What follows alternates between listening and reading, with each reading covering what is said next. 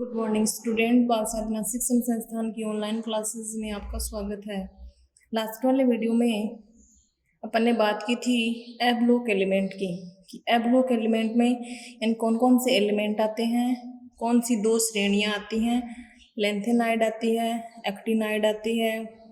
Lanthanum के बाद 14 element आते हैं, एक्टिनम के जब बाद जो 14 आते हैं, यानी टोटल नंबर ऑफ एलिमेंट जो होते हैं वो ए ब्लॉक में 28 होते हैं।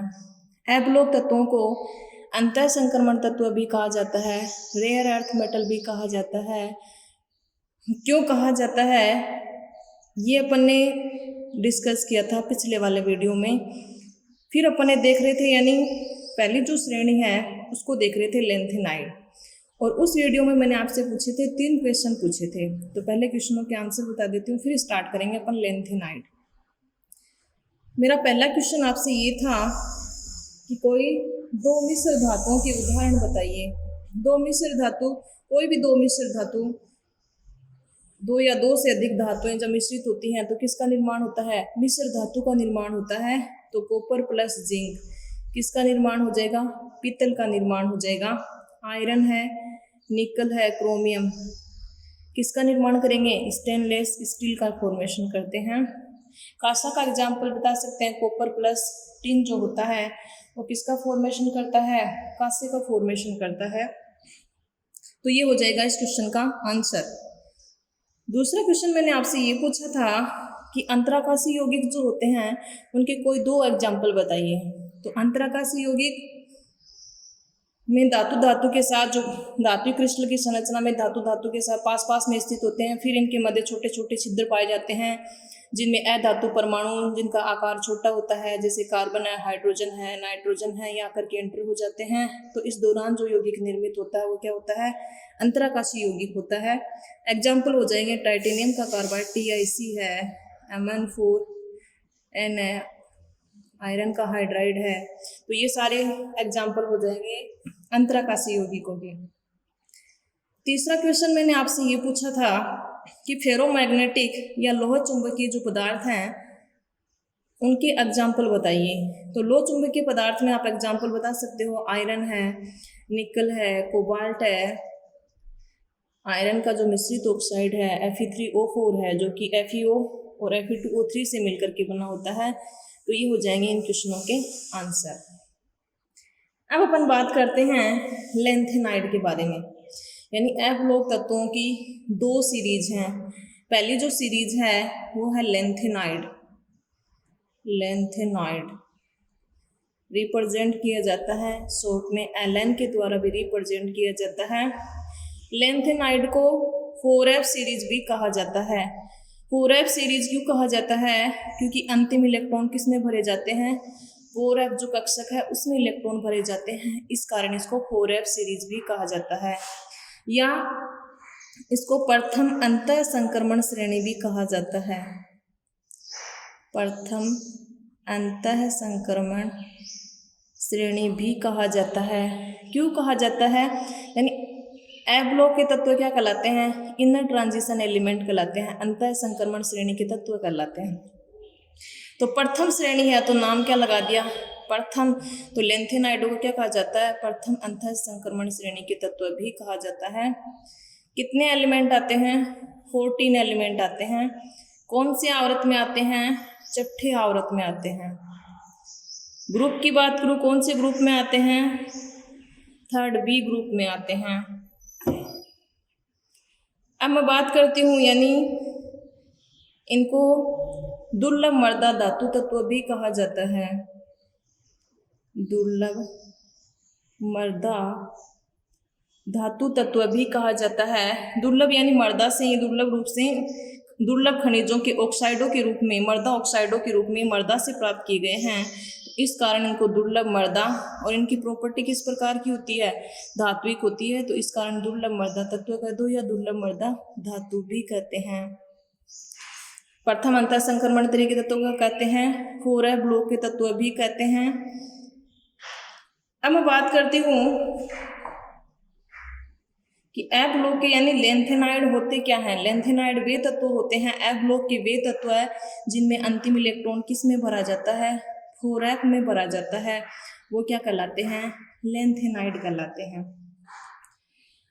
लैंथेनाइड प्रतीक किसके द्वारा रिप्रेजेंट करते हैं?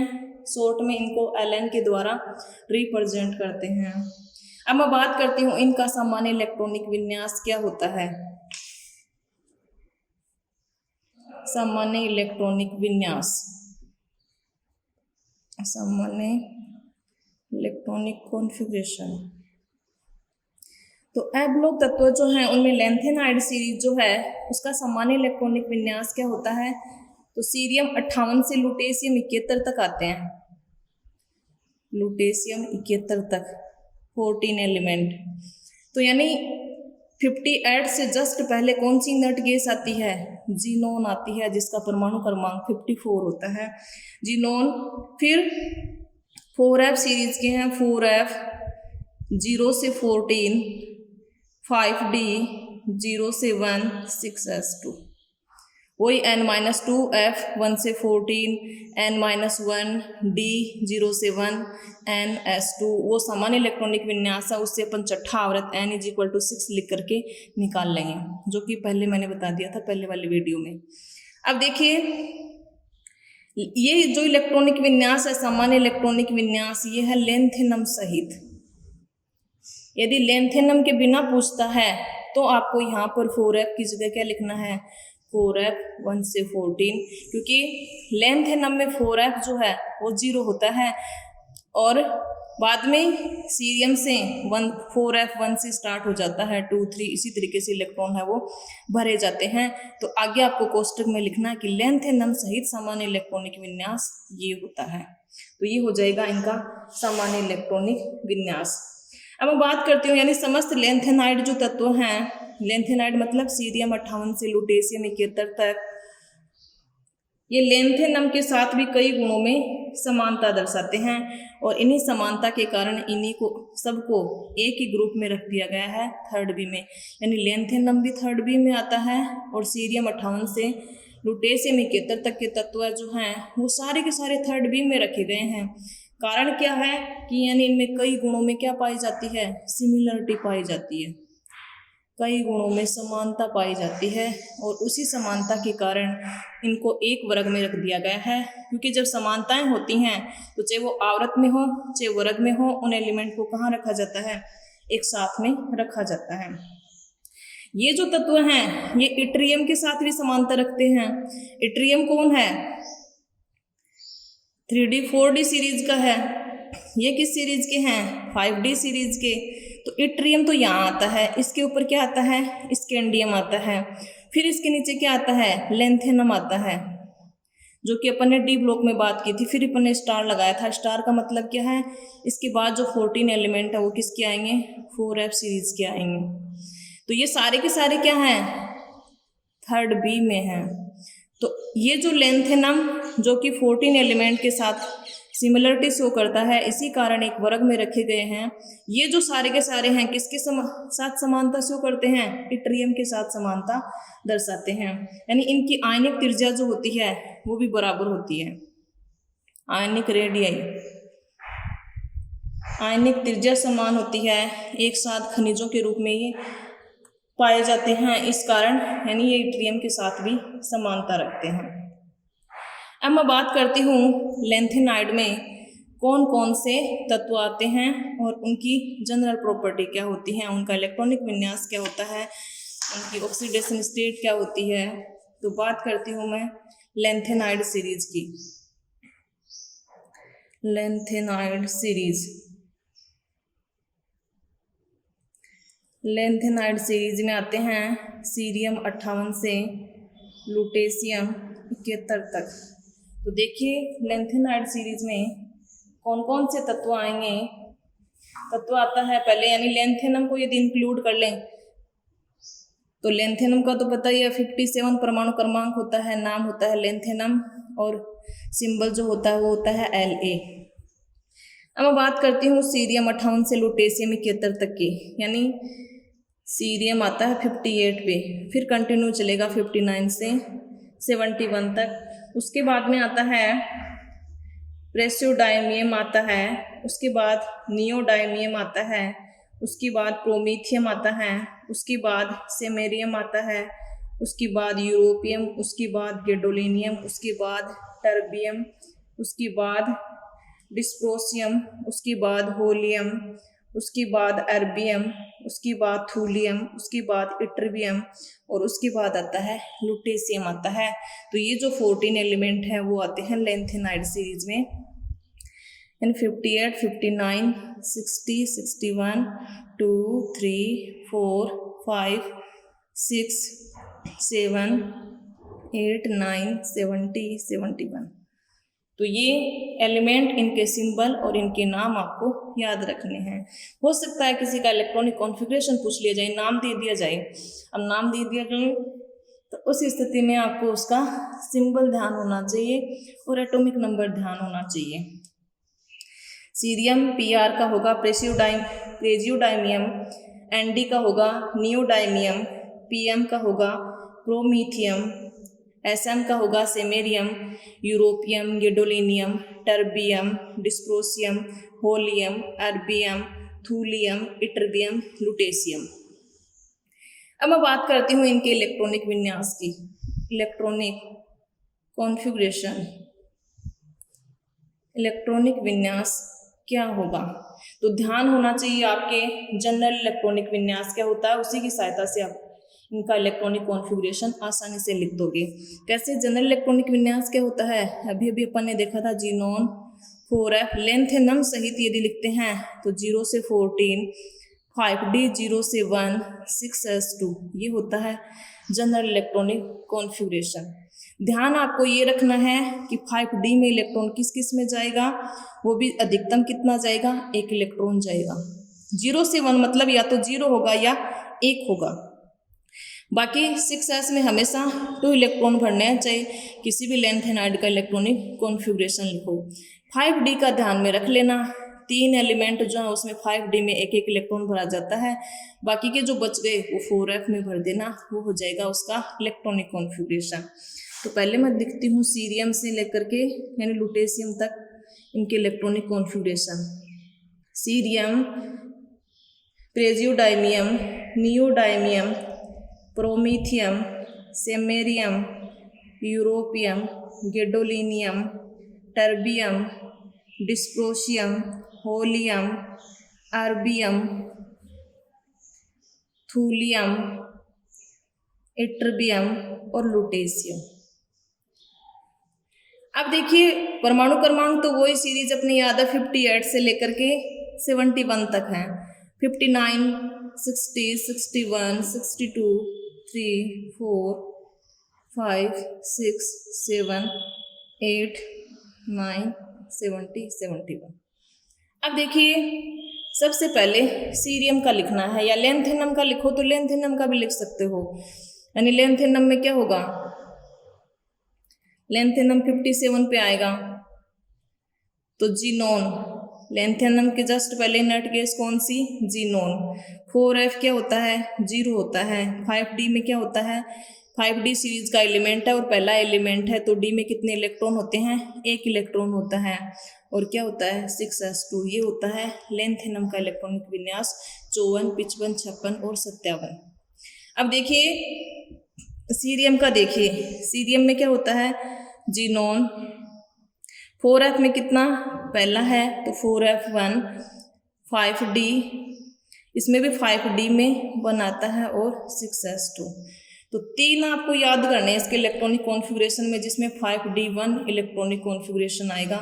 एक तो याद करना है सीरियम, जिसके इलेक्ट्रॉनिक विन्यास में 5d में 1 इलेक्ट्रॉन आता है। एक याद करना है गैडोलिनियम, GD, इसका आता है 5d1। एक लास्ट में आता है लुटेशियम,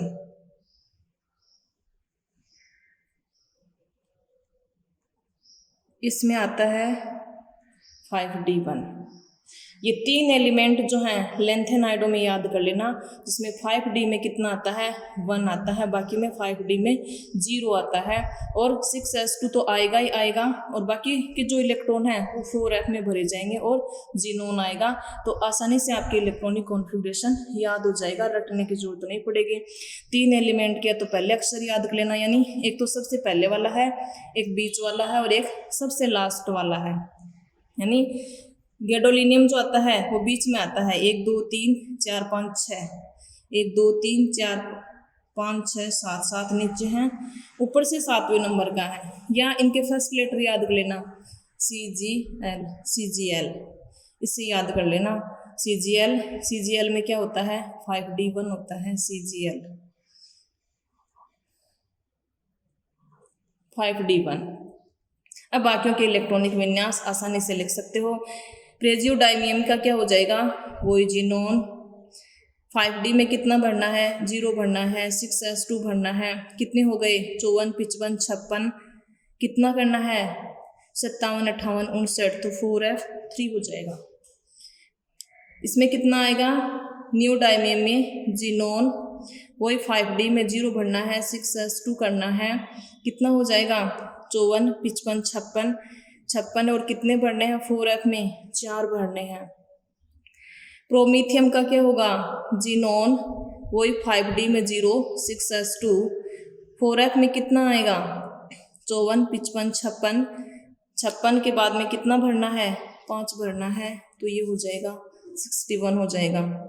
सेमेरियम में क्या होगा, सेमेरियम में जीनोन 5D 0 है, 6s2 होता है, यानी ध्यान ये 3 रख लेना, इनमें ही 5D में भरना है, 5D में 0 कर दो, 6s2 रहेगा हमेशा, फिर जो बच गए वो 4f में भर दो, तो 4f क्या हो जाएगा 6 हो जाएगा। इसके बाद देखिए यूरोपियम, यूरोपियम में जीनोन 5D 0 हो जाएगा, 6s2 4f 7। गैडोलीनियम, गैडोलीनियम में किस में भरना है जी आ रहा है, जी मतलब 5D1, तो 5D1 6s2 हो जाएगा, तो यहाँ पर कितना आएगा 4f 7 ही आएगा। यानी गैडोलीनियम का इलेक्ट्रॉनिक विन्यास ऐसा क्यों होता है, ऐसा होता है कि यानी इसमें ये कौन सी अवस्था में है अर्धपूरित अवस्था में, और अर्धपूरित अवस्था में इसका स्थायित्व बढ़ जाता है, इस कारण एक इलेक्ट्रॉन 5D में चला जाता है। 4f और 5D की ऊर्जा लगभग बराबर होती है वैसे देखा जाए तो। अब देखिए अगला, देखिए टर्बियम, तो जीनोन 5D में 0 होता है, 6s2, बाकी के इलेक्ट्रॉन भर दीजिए, बाकी के इलेक्ट्रॉन कितने हो जाएंगे 54 55 56, 56 के बाद में 9 बच गए, तो 4f 9 हो जाएगा। अब देखिए अर्धपूरित यहाँ लाने के लिए तो क्या करना पड़ेगा, फिर 2 कम करने पड़ेंगे, 2D में भर नहीं सकते अपन, क्योंकि सामान्य इलेक्ट्रॉनिक विन्यास जो है वो 5D 0 से 1, फिर D यानी D में एक इलेक्ट्रॉन बढ़ते ही 5D की ऊर्जा वो 4f से, यानी 4f की ऊर्जा कम हो जाती है। ये डिस्कस अपन आगे करेंगे ऐसा क्यों होता है कि 5D में इलेक्ट्रॉन है वो 0 से 1 तक ही भरे जाते हैं। तो पहले इलेक्ट्रॉनिक विन्यास देख लीजिए, इसका क्या हो जाएगा जीनोन 5D 0 होता है, 6s2, डिस्प्रोसियम का देखिए कितना हो जाएगा 4f 10 हो जाएगा। अब देखिए होलियम का, देखिए होलियम 67, होलियम 67, जीनोन वही 5D 0 6s2 55 56, कितना भरें 4f 11। होलियम के बाद में क्या है अर्बियम, अर्बियम का कितना होता है 68 होता है, तो देखिए xenon 6s2 5D 0 4f 12। Erbium के बाद में क्या है थूलियम, थूलियम का क्या हो जाएगा xenon 5D 0 6s2 4f 13। Thulium के बाद में क्या आएगा इटरबियम, इटरबियम का क्या हो जाएगा जीनोन 4f 14 5D 0 6s2। उसके बाद क्या आएगा लुटेशियम, लुटेशियम का क्या हो जाएगा जीनोन। अब देखिए अपन ने क्या देखा था, लुटेशियम का क्या होता है 5D1 होता है, तो यानी 5D1 6s2 और 4f में कितने भरे जाएंगे 14। ऐसा क्यों होता है, यानी 5D में जो इलेक्ट्रॉन है वो 1 क्यों भरा, तो इसमें तो अधिकतम कितने बढ़ सकते हैं 14 ही बढ़ सकते हैं, तो कहाँ आएगा वो D में तो आएगा ही आएगा। और 6s2 होगा ही होगा, 4f14, ये हो जाएगा किसका लुटेशियम का इलेक्ट्रॉनिक विन्यास। ध्यान आपको क्या रखना है, एक तो ये याद कर लेना कि लेंथेनम का लेंथेनाइडो का लेंथेनम सहित सामान्य इलेक्ट्रॉनिक विन्यास क्या होता है। ये यदि याद है, आपको याद है कि 5D में इलेक्ट्रॉन जो है वो किस किस में भरे जाते हैं, सीरियम में भरे जाते हैं, गैडोलिनियम में भरे जाते हैं और लुटेशियम में भरे जाते हैं। तो इन तीन का आपको यानी या तो CGL फर्स्ट लेटर याद कर लीजिए, CGL से याद कर लीजिए, या फिर परमाणु क्रमांक से, जैसे भी आप अपनी ट्रिक बनाना चाहते हो वैसे याद कर लीजिए। इनका 5D1 में याद कर लेना और बाकी जो 6s2 सभी में आएगा और 4f में बाकी के जो बच गए वो 4f में भर दीजिए। फिर चाहे किसी का भी इलेक्ट्रॉनिक विन्यास लिखवाया जाए, रटने से याद नहीं होगा, प्रैक्टिस कीजिए एक बार, जनरल याद कर लीजिए, सभी का याद हो जाएगा। तो ये हैं इनके इलेक्ट्रॉनिक विन्यास। परमाणु क्रमांक यदि याद हैं तो आप इलेक्ट्रॉनिक विन्यास आसानी से लिख सकते हो। अब मैं बात करती हूँ इसमें प्रोमीथियम की, कि प्रोमीथियम जो इसमें है वो रेडियो एक्टिव एलिमेंट है, रेडियो एक्टिव तत्व है, और बाकी के जो हैं वो सारे रेडियो इनएक्टिव हैं। तो कंपटीशन एग्जाम में कभी कभार क्वेश्चन पूछ लिया जाता है लेंथेनाइडो में से निम्न में से कौन सा तत्व रेडियो एक्टिव है, तो उसके लिए आपको ध्यान रखना है प्रोमीथियम PM जो है वो क्या है रेडियो एक्टिव तत्व है, रेडियो एक्टिव तत्व है वो है प्रोमीथियम, और बाकी के सारे जो हैं वो रेडियो इनएक्टिव है। तो ये आपको ध्यान में रखना है। अब इनके इलेक्ट्रॉनिक विन्यास की यानी क्या क्या विशेषताएं हो सकती हैं। एक तो इनका जनरल इलेक्ट्रॉनिक विन्यास जो है वो क्या होता है कि जीनोन 4f 0 से 14, 5d 0 से 1, 6s2 होता है, जो कि क्या होता है लेंथेनम सहित होता है। और इनके संयोजी कोष में इलेक्ट्रॉन किस में भरे जाते हैं 4f में भरे जाते हैं, 5d में भरे जाते हैं और 6s2 में भरे जाते हैं। गैडोलिनियम और लुटेशियम और सीरियम में इनके इलेक्ट्रॉनिक विन्यास से पता चलता है कि गैडोलिनियम, लुटेशियम और सीरियम तीन तत्व ऐसे हैं जिनमें इलेक्ट्रॉन किस में भरा जाता है 5D1 में भरा जाता है। तो ये जनरल बातें जो हैं, यानी गैडोलिनियम और जो लुटेशियम है, गैडोलिनियम में 4f7 कारण अर्धपूरित अवस्था आ जाती है, क्योंकि F में अधिकतम कितने इलेक्ट्रॉन भरे जाते हैं 14 भरे जाते हैं। तो ये कौन सी अवस्था है अर्धपूरित अवस्था, तो अर्धपूरित विन्यास जो होता है वो ज़्यादा स्थायी होता है, इस कारण गैडोलिनियम का इलेक्ट्रॉनिक विन्यास ये होता है। मैं बात करती हूँ यानी प्रथम तीन कोष जो होते हैं यानी लेंथेनाइड जो होते हैं उनमें 6 कोष में इलेक्ट्रॉन भरे जाते हैं। कोष उपकोष सारे बताए आपके, कोष क्या होते हैं KLMNOP, उपकोष क्या होते हैं SPDF। तो 3 कोष जो होते हैं इनके पूर्ण पूरित होते हैं, 3 जो होते हैं वो अर्धपूरित होते हैं यानी आंशिक रूप से भरे हुए होते हैं। तो ये हो जाएगी जनरल प्रॉपर्टी इनके इलेक्ट्रॉनिक विन्यास से संबंधित। अपन इलेक्ट्रॉनिक विन्यास से क्या क्या आइडेंटिफाई किया है। मैन है इलेक्ट्रॉनिक विन्यास को याद करना, हो सकता है यहाँ से 1 नंबर का किसी भी एलिमेंट से आप इलेक्ट्रॉनिक कॉन्फ़िगरेशन पूछ लिया जाए। अब है आज की क्वेश्चन आपके लिए। मेरा पहला क्वेश्चन आपसे ये है, परा यूरेनियम तत्व किसे कहते हैं, जो कि अपन ने पढ़ा था 11th क्लास का क्वेश्चन है। परा यूरेनियम तत्व किसे कहते हैं। दूसरा क्वेश्चन मेरे आपसे ये है कि कोई धातु अपनी उच्चतम ऑक्सीकरण अवस्था ऑक्सीडेशन स्टेट, जहाँ भी मैंने नोट्सों में OS लिखा है इसका मतलब है ऑक्सीडेशन स्टेट ऑक्सीकरण अवस्था। केवल कोई धातु अपनी उच्चतम ऑक्सीकरण अवस्था केवल ऑक्साइडो यानी ऑक्सीजन के साथ क्रिया करता है तो धातु का ऑक्साइड, और फ्लोरीन के साथ क्रिया करता है तो धातु का फ्लोराइड में ही क्यों प्रदर्शित करती है। यानी कोई धातु जो है, डी ब्लॉक की धातुएं उच्चतम ऑक्सीकरण वेरिएबल वैलेंस से शो करती हैं, तो वो उच्चतम ऑक्सीकरण अंक जो है केवल ऑक्साइड यानी ऑक्सीजन के साथ क्रिया करके, फ्लोरीन के साथ क्रिया करके उन्हीं में अपना उच्चतम ऑक्सीकरण अंक प्रदर्शित क्यों करती हैं, इसके क्या कारण हैं, तो वो आपको कमेंट बॉक्स में लिख करके बताना है। और आज के वीडियो में इतना ही। Thank you.